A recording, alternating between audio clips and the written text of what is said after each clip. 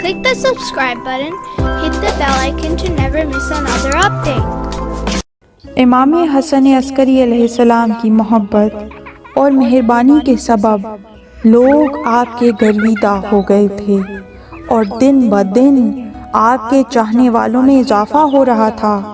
معتمد پہلے سے بھی زیادہ خطرہ محسوس کر رہا تھا، چالیں چلتا تاکہ لوگ امام حسن عسکری علیہ السلام سے دور رہیں، لیکن بے سود اور بے فائدہ۔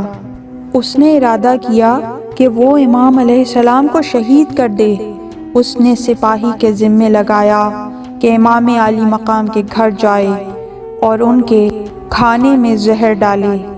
امام عالی مقام اس غذا کے کھانے کے سبب بیمار ہو گئے۔ کچھ دن بعد آپ نے اپنے قریبی پیروکار اور رفیق ابو الدین کو بلایا کہ ان کی خدمت میں حاضر ہو۔ ابو الدین امام حسن عسکری علیہ السلام کے خطوط کی ذمہ داری سنبھالے ہوئے تھے۔ امام عالی مقام نے خطوط ابو الدین کو دیے اور فرمایا کہ ان خطوط کو شہر مدائن میں پہنچائے، اور فرمایا تمہارا سفر 15 دن میں مکمل ہوگا، اور جب تم سامرا واپس آؤ گے تو میں اس دنیا سے جا چکا ہوں گا۔ ابو الدین یہ سن کر رونے لگے۔ وہ جانتے تھے کہ امام علیہ السلام ہمیشہ آئندہ کی خبر درست دیتے ہیں۔ اس نے پوچھا، میرے مولا کیا فرماتے ہیں کہ اس کٹھن مرحلے کے بعد کون ہمارا امام ہوگا؟ امام عالی مقام نے اسے خاموش کرایا، تسلی دی اور فرمایا اگر چاہتے ہو کہ جانو کہ تمہارا آئندہ امام کون ہوگا تو دیکھو یہ نشانیاں اس میں ہوں۔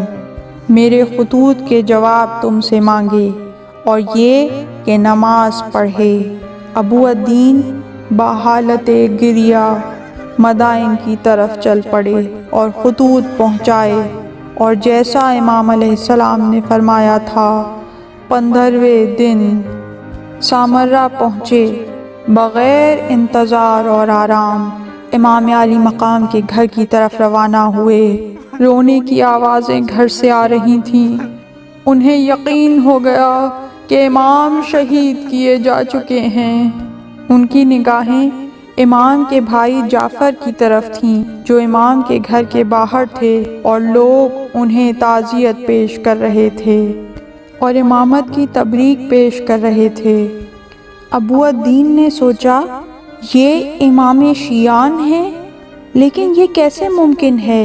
امام تو معصوم من الخطا ہوتا ہے، لیکن جعفر میں یہ خوبی نہیں۔ وہ سوچ رہے تھے